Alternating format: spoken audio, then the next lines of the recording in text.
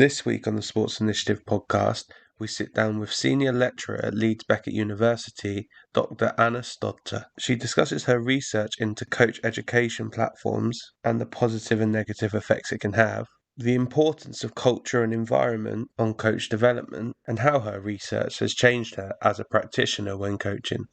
As always, if you enjoy this podcast, please make sure you share it with friends and family. I hope you enjoy.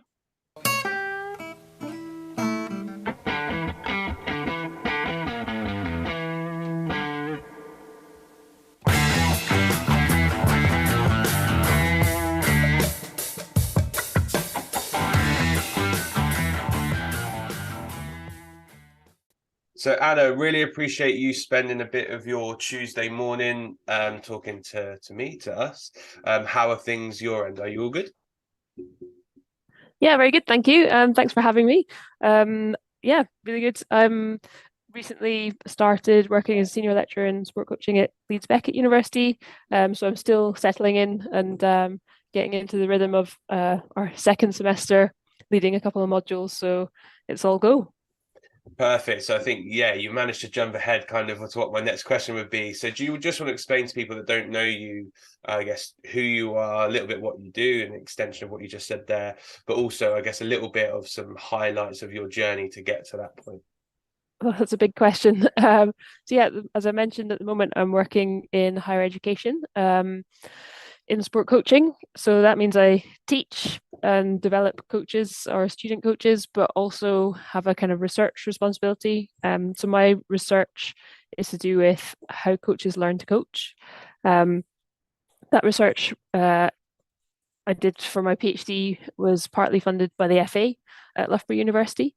So I followed some football coaches through their formal coach education and found out the impact on their coaching behaviours and their knowledge, and looked at the process of how they learned or didn't learn, as the case may be.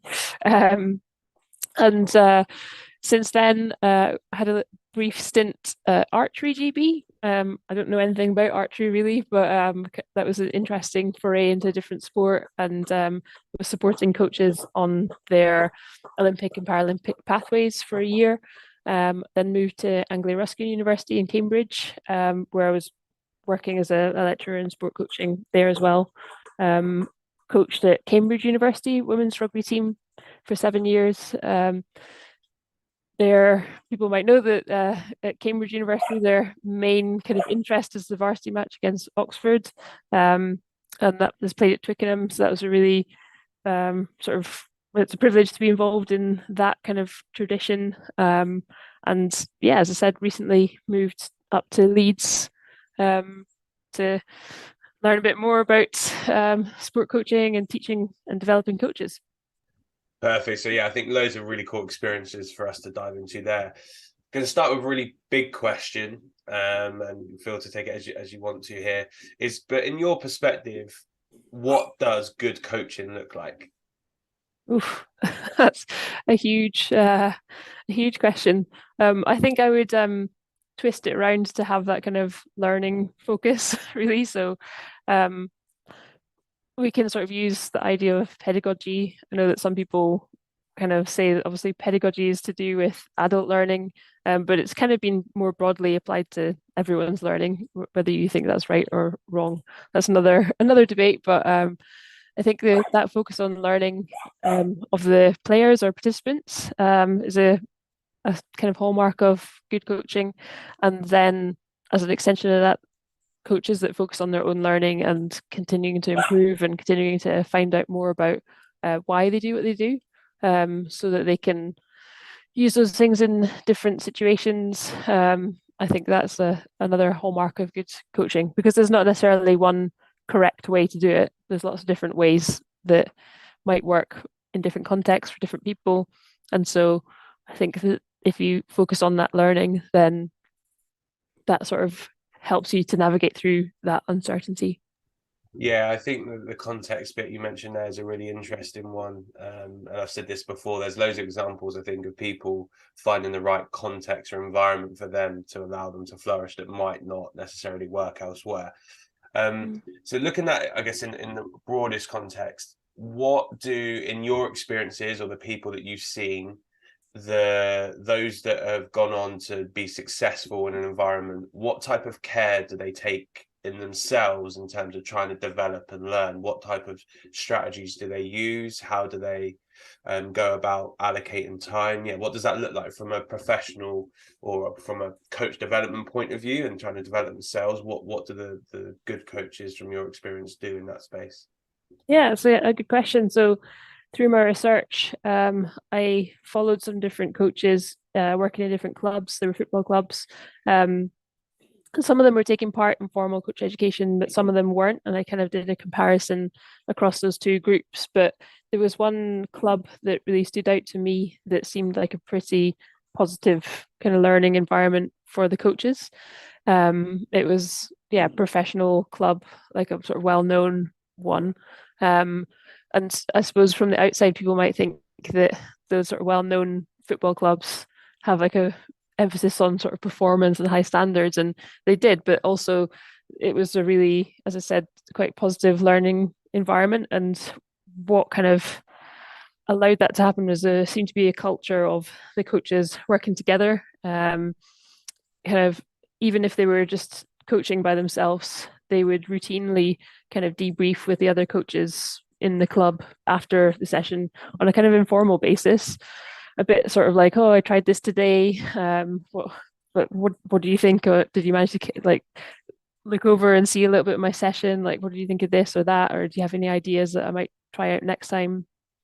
And they kind of did that quite routinely. So they were sharing ideas and using each other to kind of bounce off those ideas, but also evaluate and adapt. And so from my research, I ended up creating a thing called a grounded theory. So a process of how the coaches learned based on the data and the evidence, and that it kind of matched up with some other previous research with what they called model youth coaches. This was by Gilbert and Trudell way back in 2001.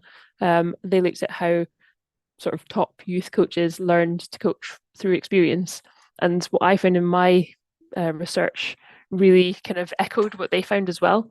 And it was this process of trying things out, so kind of coming up with different strategies, different ideas that they wanted to try in their process. So experimenting with those ideas, and then evaluating whether it worked or not. And then if it had worked, they would sort of keep that thing and be able to use it again in a similar situation. But if it hadn't worked, being able to sort of adapt that, tweak it, try again, rather than just sort of ditching it and thinking, oh, that didn't work, I'm not going to bother with that. And obviously, if you're just doing that on your own as a coach, you only know what you know. So you've got your kind of limited amount of strategies that you can try out. And also, you might be limited in how you can adapt it. Whereas if you can involve other people, and even better if they're sort of different people with different ideas, different backgrounds, then that can kind of diversify your thinking around it, help you come up with some other strategies that you might not have thought of yourself, and you're making the most of everyone's experiences. So I would say that kind of particular club was a good example of people doing that. And yeah, on the flip side, I suppose it would be people working in isolation, or just surrounding themselves with people that agree with them the whole time, and creating a bit of an echo chamber, to just reproduce the same practices. Because if you just do the same thing over and over again, then you're never going to get any better, and we're never going to progress coaching and learning. Yeah, I think it's a really interesting point. I'll dive into that a little bit later because I have come across some clubs that have kind of, I guess, club-wide sessions that they all do, and they kind of have some rationale behind it, which is interesting. But we'll touch on that a little bit later on. What I guess was really interesting from what you said there was around that formality to informality of the feedback, because I think quite often we go, oh, it's got to be, put down a bit of paper, it's got to be over around the desk or something like that. But it seemed like from what you've mentioned that actually there's a lot of informal discussions that probably served more purpose, or was kind of a hot debrief, if you like, around what they'd done during the session and how they were feeling about it. what were the benefits of the kind of those hot debriefs or the more informal type feedback when they were using them? Yeah, another good question. I think that it's a bit easier for the coach, isn't it? Because it's fresh in your mind and it doesn't take so much time. But I mean, I've also worked with when I was at Anglia Ruskin, we had an online football coach kind of performance and development degree, and I sort of applied some of the my theory to one of the modules I led on that, and it was aimed to get coaches doing a bit more reflective practice, develop that skill of reflective practice. And there was a few misconceptions there with these were practicing football coaches from all around the world, and they kind of assumed that reflection meant writing like something formal, like writing something down. Like sitting down after your session and taking hours laboriously over a reflection. They kind of talked about that as a formal reflection, whereas they'd also say, I don't reflect. I think about the session the whole time on the way home and in the car. That's reflection as well. So yeah, I think the benefit of that example in that club was that it was sort of happening on the fly and it was almost like a natural process, but it was allowed to happen through the environment at the club, in that the coaches were not sort of suspicious of each other and they were willing to share and help each other to come up with ideas. Yeah, I was actually at a CPD event at Otley Rugby Club yesterday, with a guy called Martin McTaggart, or Tags as he's actually he prefers to be called. He works for the RFU, but he's doing a master's here at Leeds Beckett, and I've worked with him on an online CPD kind of self-paced course that rugby coaches can do. And he was talking about how all the answers are in the room. Like there was coaches from different clubs there. There wasn't that many people there, but there's so many people that are probably just working alongside you at the same time, same place, but we don't necessarily think to share what we're doing, or think to share the kind of issues that we're having in our practice or ideas or things that you're trying out. Whereas it's that's a free resource, so I suppose that's another benefit of it. It's free. That you could be making the most of. Looking at those sessions, at least when you were assessing them, how did they define success of the session? Because I think sometimes you can go, oh, it's the number, like if from a player perspective, number of goals I've scored might be something that a player deems that as successful.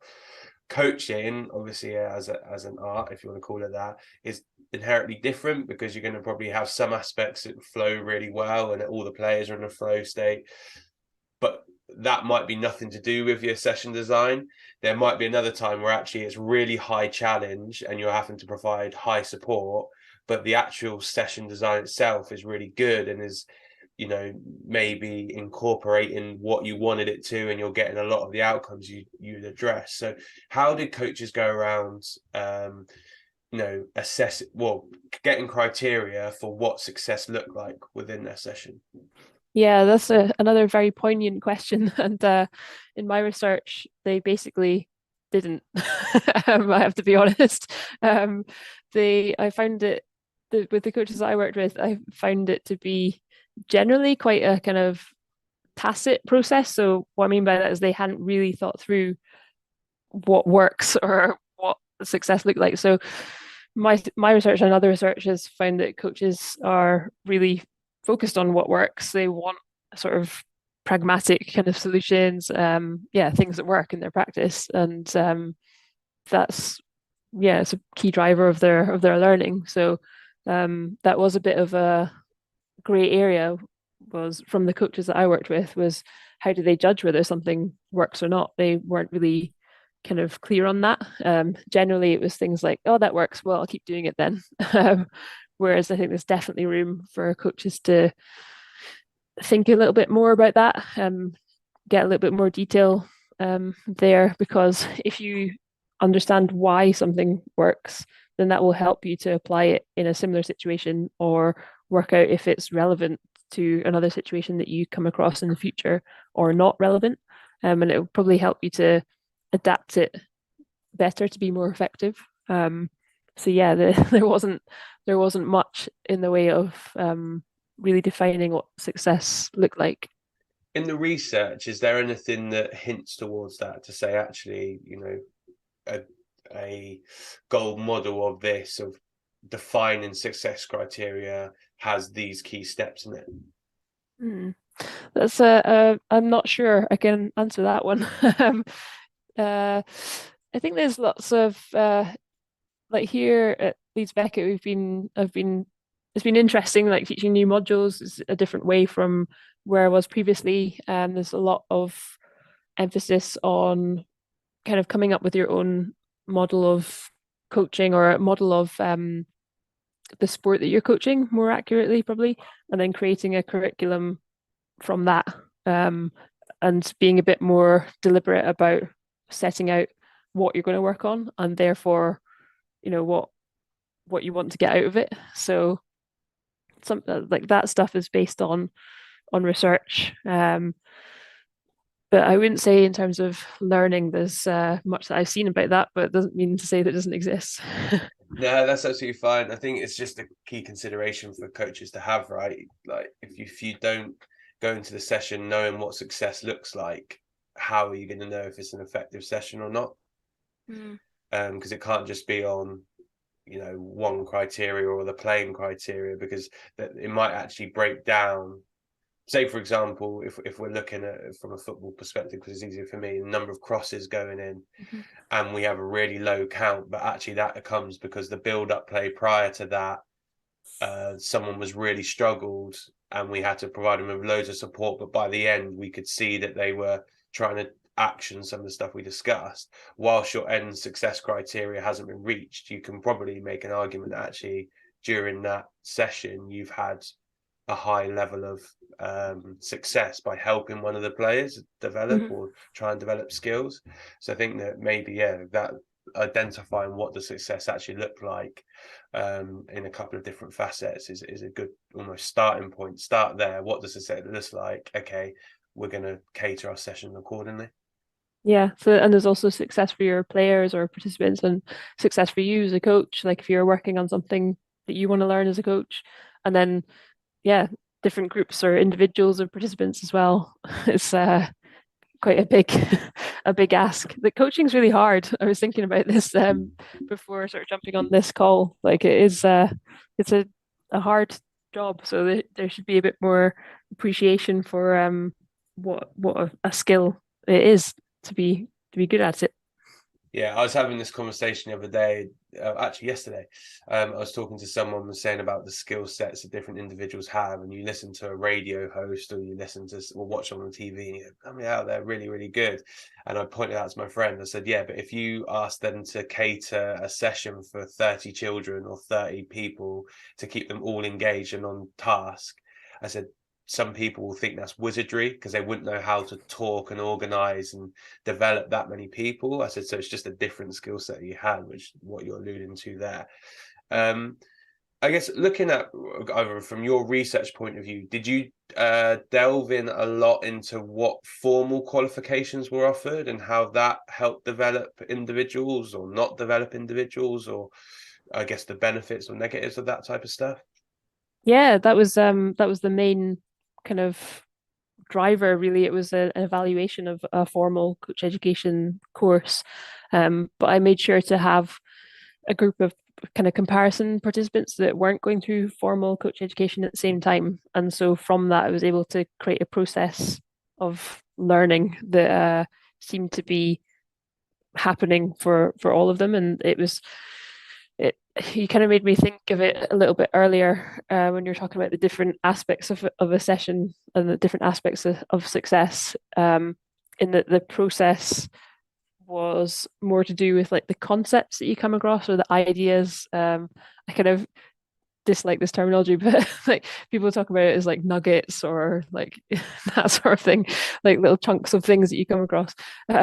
So actually, less important than the kind of situation that you learned it in is that it's an idea or a thing that you've come across through your experience. And that might be a like a formal coach education experience, but it could also be a more informal kind of discussion. But when you think about it, like the formal coach education kind of courses, everyone always says like, "Oh, I learned actually most from all the chats that I had from with people informally on that course." So does it then count as a formal learning situation, or is it an informal learning situation? So yeah, I think the kind of splitting it into formal and informal is helpful to help give us a bit of a language to discuss it, but I don't think it's that helpful when you're thinking about what coaches actually learn from it. Um, but anyway, yeah, originally it was kind of set up as a project to evaluate the impact of a formal coach education course. And what I found was that coaches did learn. So I was looking at their knowledge and their behavior, their practice, and there were changes in coaches' knowledge that were linked to the course that they went on. But I found that their practice was much more difficult to change. So although the coaches that I kind of followed over time ended up having a bit of a kind of behavioral signature almost. So they each had their own kind of profile of behaviors that they or pattern that they tended to use, and that was quite resistant to change. So it was quite a tricky thing to change. But they did know more about the things that the course was trying to get across. So yeah, they didn't necessarily they had only had minimal changes to their behavior. Um, in the in the course, in the case of the course that I was looking at, one of the main things that the course was trying to get across was like coaching through kind of game-based coaching, but like setting challenges and asking supporting questions of players to get them to think about those challenges and kind of approach them. And the coaches that went on the course did change their understanding of like how to ask questions. They had deeper understanding of those questions, and they did show some sort of small changes in the types of questions they asked after they'd been on the course. So they asked more kind of tactical questions, and they asked more questions of individuals. So there were some small changes, but it was overall quite difficult to change what coaches do, which is kind of obvious when you think about it really, because like the amount of time that coaches spend on a formal coach education course is really small compared to what they do sort of day in day out over many years And in their normal practice. why do you think people are so resistant to that change? Good question. So again, like the theory that came out of it, it had that kind of reflective conversation bit of it that we've already talked about. But before then, there was a kind of filter process that was going on, and that was to do with the coach's biography, so their previous experiences, values, beliefs, practices, and so it's basically who you are as a person who's acting as a filter for the different learning experiences that are coming across. So if that's a formal coach education course, it might be a practice that they're trying to get you to do. And an example on this course was the sort of playing football with like 4 goals. So one of the coach educators sort of said, "Oh, if you've got any more than 2 goals, then it's not realistic to football. So don't bother doing it. It's a waste of time." And you could see all the coaches almost reeling from the grenade that he'd just sort of thrown in there, and they were sort of like, "Oh, I love that 4 goal game where you have like the goals in the corners. I think it worked really well for my players, getting them to switch the play or to spread it wide." And so they were quite easily able to reject the point that the coach educator was trying to get across. But that was based on their previous experiences. So they had their sort of their practices as part of their biography that they think work in their kind of context. And so they were quite, if you know it works, then you stick to it. But yeah, in that situation, there was definitely a great opportunity for the coach developers or coach educators to then sort of explore that a little bit more and maybe question like, why do you think that practice works, in what circumstances, and what for, and maybe look at the strengths and weaknesses or the benefits and drawbacks of different types of practice structure to help the coaches make sense of it a little bit more. But that didn't really happen. But I guess they're sort of limited by the time that they have on the courses, and the coach developers also have a difficult job following the kind of curriculum that they've been told to follow.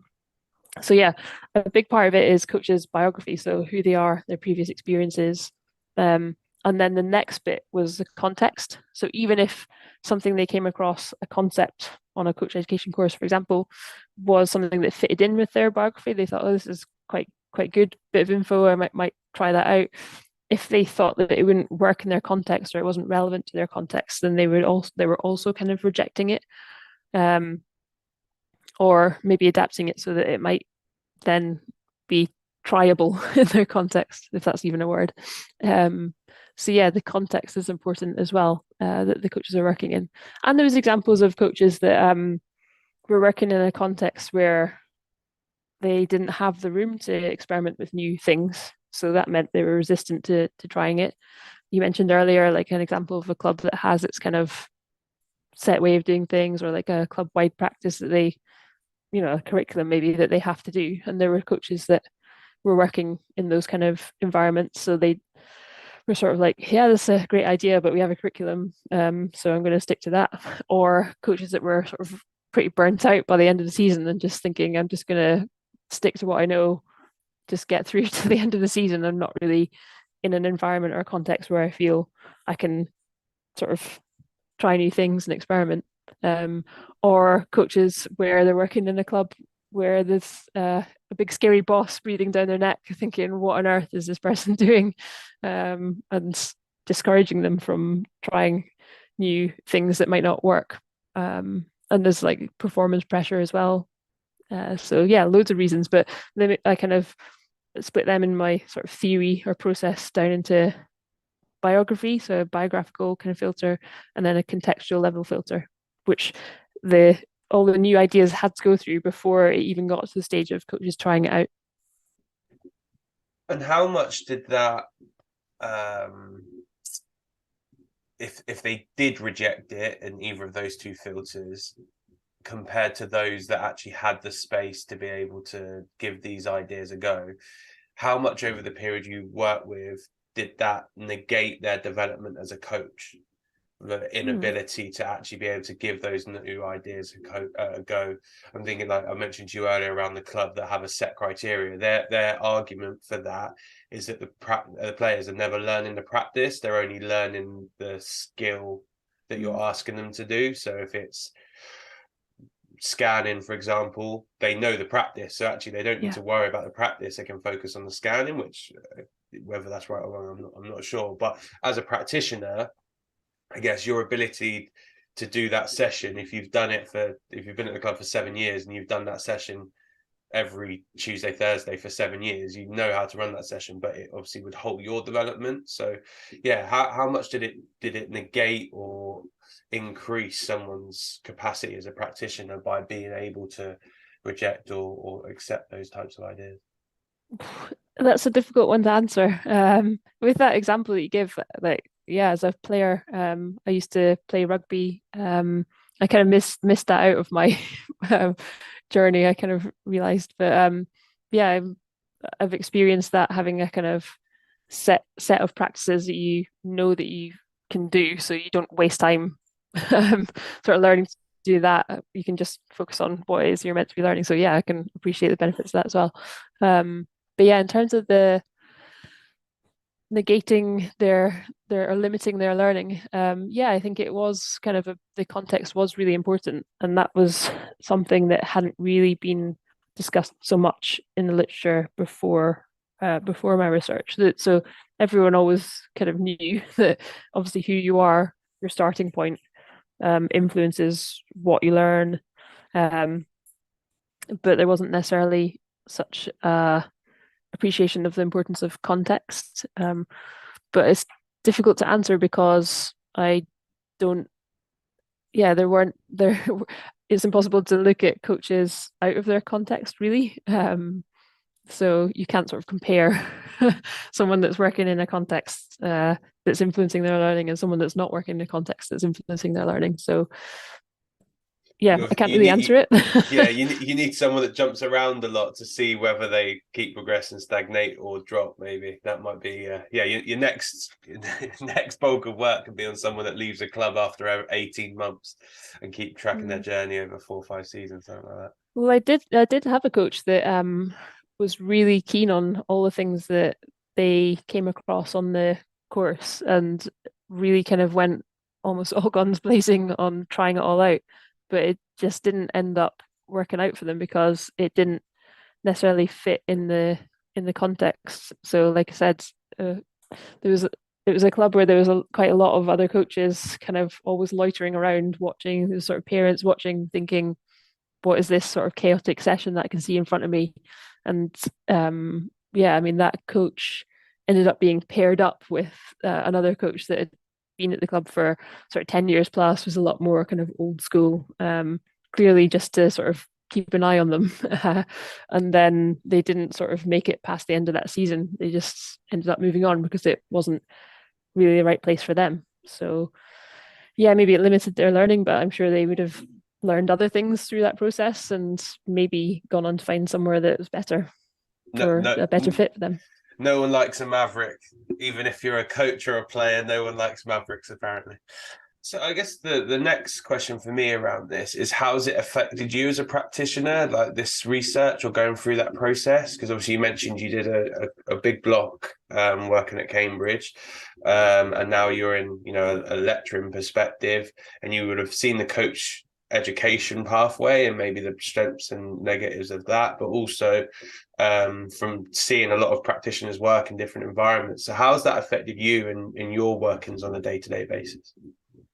Yeah, it was actually quite overwhelming going through my level three rugby coaching.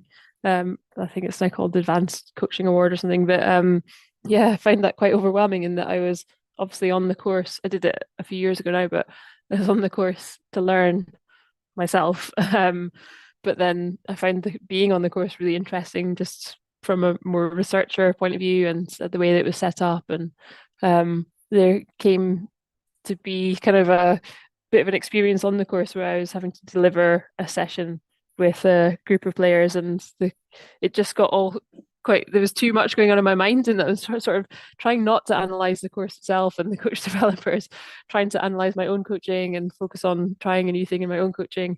And the coach educator sort of came up to me in the middle of my session and sort of said, "What's the aim of this session?" And I was like, I don't even know. I can't I can't remember. I just got too many things flying around in my mind. And then I was like, oh my God, that's the main thing that you need to know is what the outcome of the session is. And I can't even tell them what it is.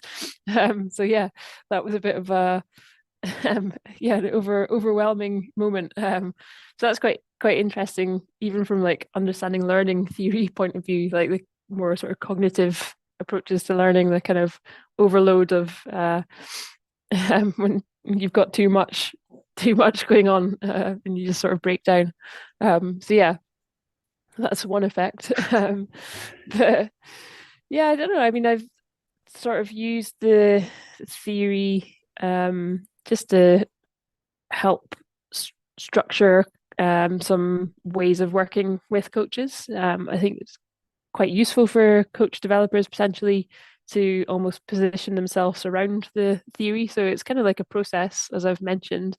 And as again, I mentioned near the start, another person can be really helpful, or people can be really helpful to input into that process. So as I mentioned, I've used it to design a module to develop practicing football coaches where they have to identify something that they want to improve in their coaching, and think about their values and beliefs and kind of biography around that to start with. But then the coach developer is sort of positioned then as a person that helps them to come up with some strategies that they might want to try out, maybe signpost them to resources to help them, or in a university setting, like an academic piece of literature or research that might feed into a strategy that they want to then try out. But obviously, you've got the context as well. So the coach developer could help them to analyze their context or think about it, or think like what things might they need to change in their context to allow them to try this new thing out. And then once they hopefully do get to the point of trying it out, helping them to figure out what works. And that idea of what does success look like is something that a coach developer could help with. And also that process of maybe adapting it if it didn't quite work. or adapting the thing, the idea, the concept, the strategy, so that they can try it out in their context as well. So it might not be the context that you can change, but you could change the idea so that it fits a little bit better for your context. So yeah, that's how it's kind of sort of changed the way I think, or that's how I use it in my own kind of day to day. Yeah.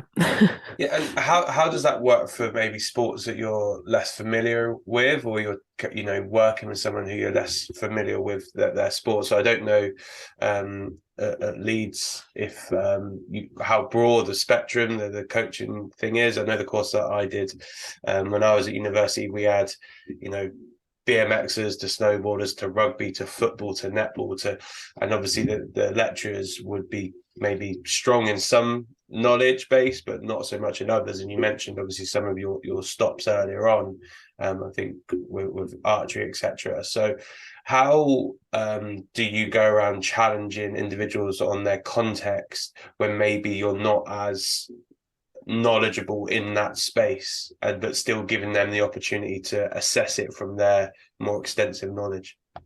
Yeah, I think it is an important question to ask about the generalizability, or to what extent can you transfer this research to other contexts, other sports.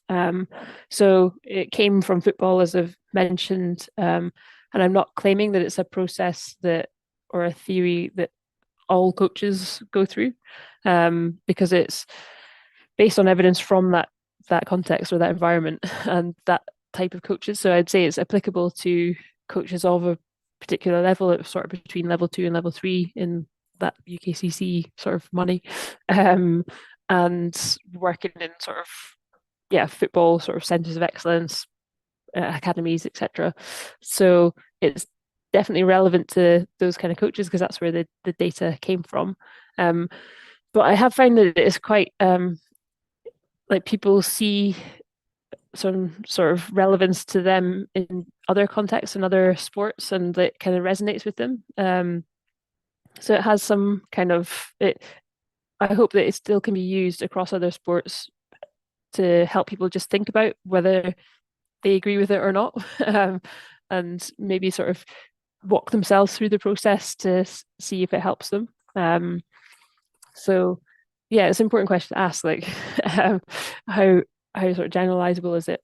But yeah, I have found that it's quite useful across sports because you're not really focusing on the sport itself. You're focusing on your learning as a coach and your practice as a coach, which has there's a sameness in our uniqueness, as a kind of quote that I steal from Lyle and Cushion, 2010. I quite like it in that obviously coaching looks different in different contexts, but you can still tell that it's coaching. So I think that there's relevance when we focus on learning of the athletes or of the coaches, to kind of be relevant across different sports and different contexts. And yeah, if I'm working with people from a sport that I don't know anything about, then obviously the knowledge about the sport comes from them, and I wouldn't uh, aim to sort of inform them about anything that I don't know about. It's yeah, again, the focus on learning is something that I can help with. And when you're looking at it from a process point of view, how do you encourage individuals? We hear this a lot, particularly in American sport because of the Philadelphia 76ers, but trust the process in terms of, we're working along this journey of trying to get you from maybe not having thought about your planning or not thought about reflection, or you've been very, well, if I do formal education, that's the only thing important, to a point where actually there's a multitude of ways that you can develop yourself as a practitioner. And actually you could purely have someone on the sideline who is a mentor of yours that just comes in and challenges you around the session.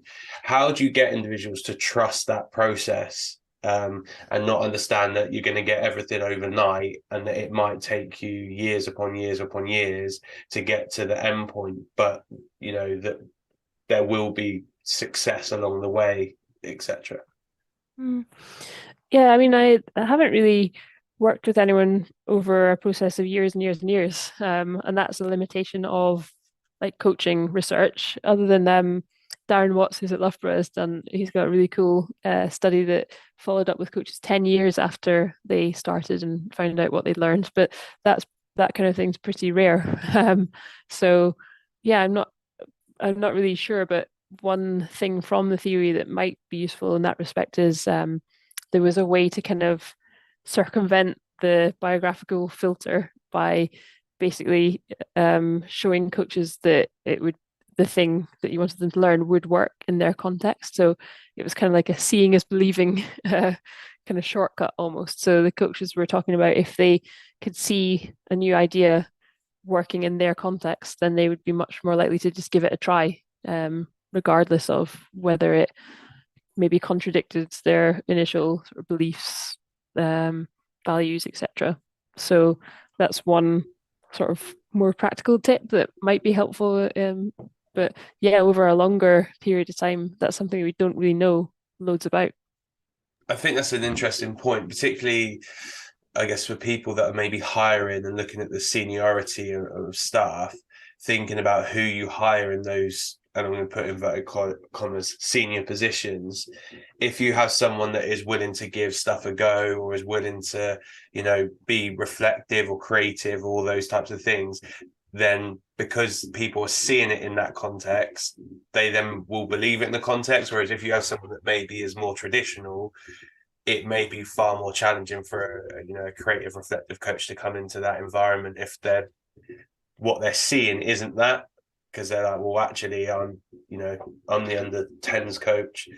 The head of phase of this doesn't like that, so I'm just going to toe the line rather than being in that environment, which is a really interesting one. I guess looking now for you as a coach and practitioner, if you like, you mentioned the rugby stuff earlier on.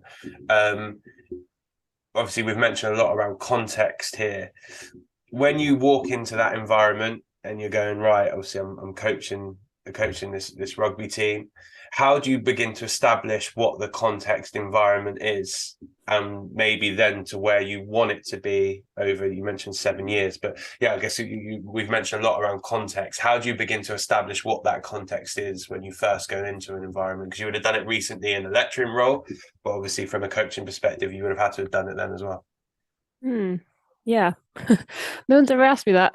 um, I suppose it's just through observing, like being there and experiencing it, soaking it up. Like I'm quite a sort of introverted person, really like to sort of sit back and observe and see how things are before I jump in and say too much or do too much. So I know in coaching, obviously, sometimes you don't have that luxury and you have to get on and do stuff. But yeah, I think it's just over time and even just more deliberately thinking about it. So again, through like level 3, one of the things that is quite a useful task was like mapping out who are the key people in that context. That's one way to sort of do it. Like almost thinking about obviously you can't necessarily have like who's got power. It's not really like everyone's got power, but like the almost mapping out the different power relations, and thinking about your relationship with them or like who you want to sort of bring closer to you to work with more, or who do you want to maybe distance yourself from a little bit. So that's one way to do it. I haven't done that in my lecturing role. Maybe I should.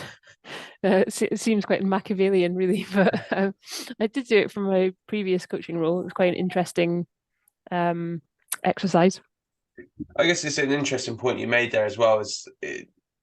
And I'm similar to you. I'm more of an observer. I like to take in the picture and then kind of act accordingly. But as coaches, you can't do that, because if you've got 30 people sitting in front of you that want a session, you can't stand back and go, well, you figure it out. I'm just going to watch you all for a bit. You kind of need to deliver something.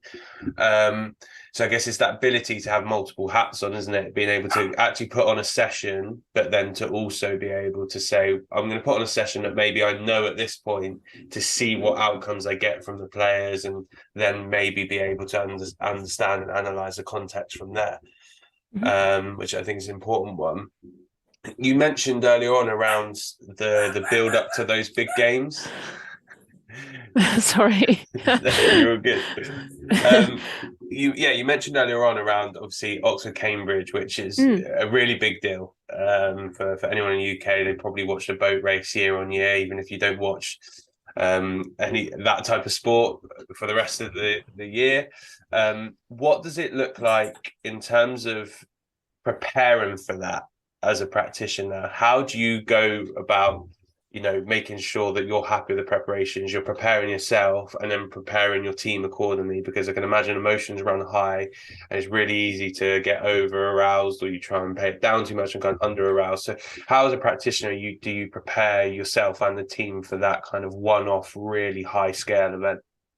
Yeah, it was a really interesting thing to be part of, and I think I have to acknowledge the head coach that was working there the whole time I worked there was Jack Baird.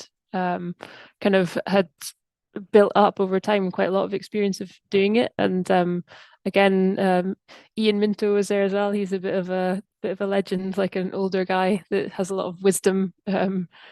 Sort of great story time from the 70s and 80s of being involved in rugby. But by the sort of sixth, seventh year of working together as a three, like we'd built up quite, 6 or 7 goes of doing it.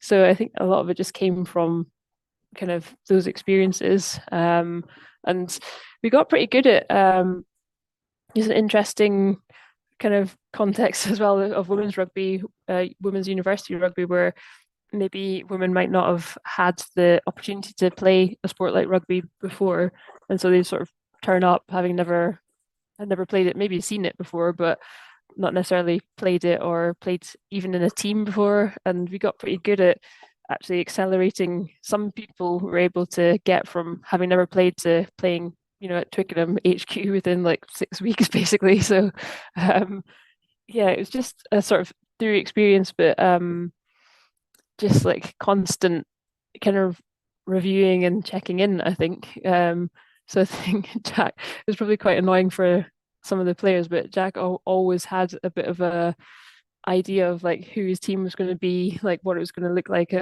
like different combinations, and obviously that would change sort of week to week, but he sort of had that picture in his mind fairly early on, and we'd be continually sort of revising that and reviewing it and seeing how we're getting on. And there was, a couple of years where it didn't go so well. There was one year where we lost. It was 3-0, which is a ridiculous score for rugby. That's a football score, not a rugby score. But I think it was actually a really good thing because it meant sort of lots of introspection happened, lots of changes happened from the way that we maybe didn't go about it in the best way. Like one of our players at the scrum half got injured like the week before the varsity match, and the kind of managing that injury and like working out if she was going to be fit to play or not happened too late. So then we had to make lots of changes like the night before the match, and it just really unsettled people, and it didn't end very well. So we made sort of changes after that. So yeah, I think it's just through again lots of cycles of experience, and like people have probably heard that thing of like, is 10 years of experience just like one year repeated, or are you actually learning from your experiences by continually sort of reviewing it, reflecting it? And when you have that team of people as well, like benefiting from each other's experiences to feed in and harness the power of those, the whole is greater than the sum of the parts. And how do you not chuck out the baby with the bathwater? I use an analogy there, but you're doing that review process. It could be very easy to go, right, we're going to rip everything up, and now we're going to change our entire way and demographic of doing stuff. But in reality, you're probably majority of the way there. It's just fine tuning certain aspects. So how during that review process are you making sure that actually you're acknowledging the good bits of work that are going on, and then are then willing to obviously adjust the bits that maybe have been more challenging? Yeah, that saying is a Chris Cushionism. He was my PhD supervisor. He has some good sayings, and he likes that one as well. It's I find it quite a sinister one, really, throwing the Yeah. baby out with the bathwater. But anyway, I get what you mean. So I suppose it's just again like bringing in different sources of information to help you decide what's important or what's not. Like feedback from the players, feedback from other people involved in the club, like director of rugby. Um, you know, thinking about it separately and then coming together.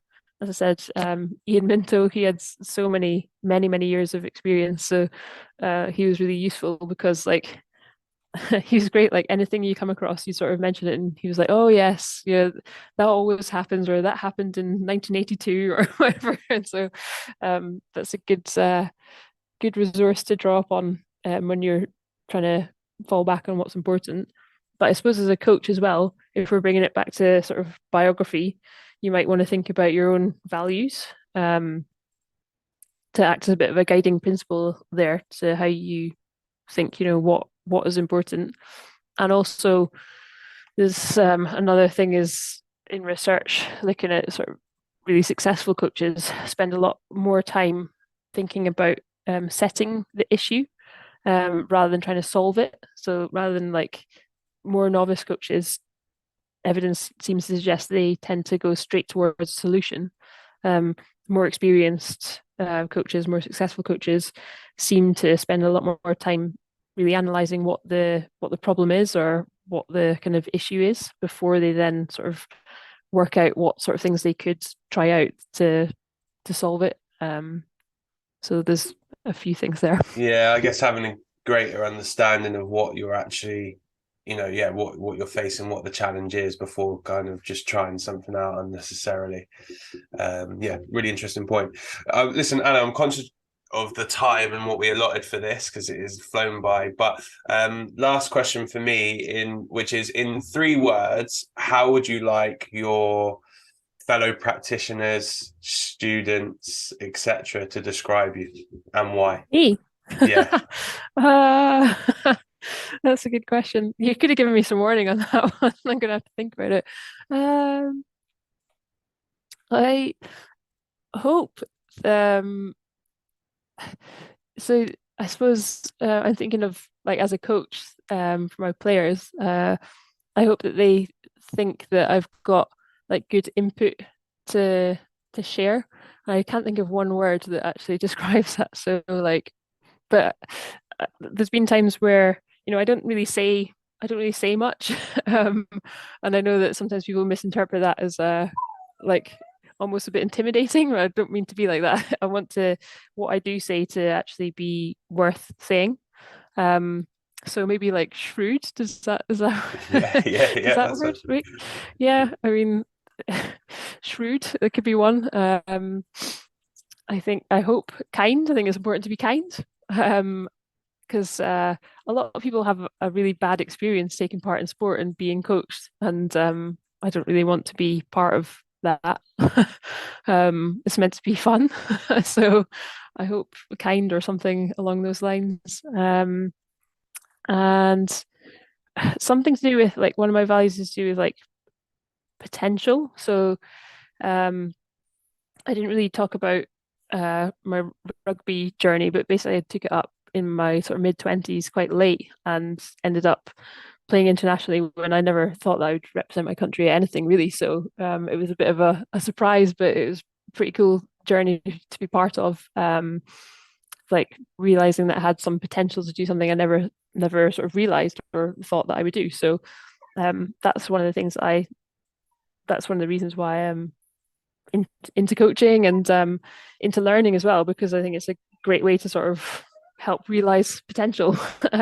So I can't think of a word to summarize that either, but No, no, that's sorry, I've kind of fine. failed the task, but No, you no, did you're all kind of good. spring it on me. As I say to everyone, I'm more interested in the why than necessarily the words because I think it, as you said, it aligns to people's values quite a lot of the time. When I ask that question, what they believe or what they believe a good practitioner looks like, a good player, a good person, etc.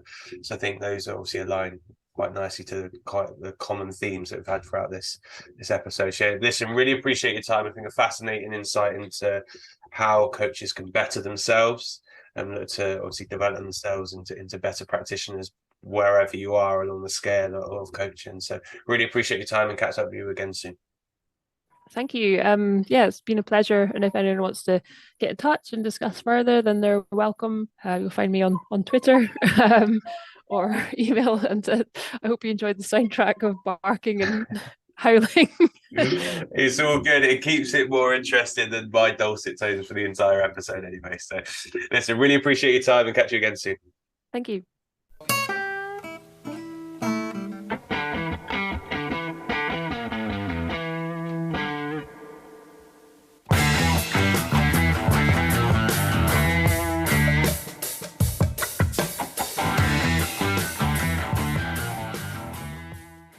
Thanks for listening to the Sports Initiative podcast with me, Michael Wright. Please remember to follow us on Twitter, Facebook and Instagram at the Sports Initiative Podcast, and share this podcast with friends and family.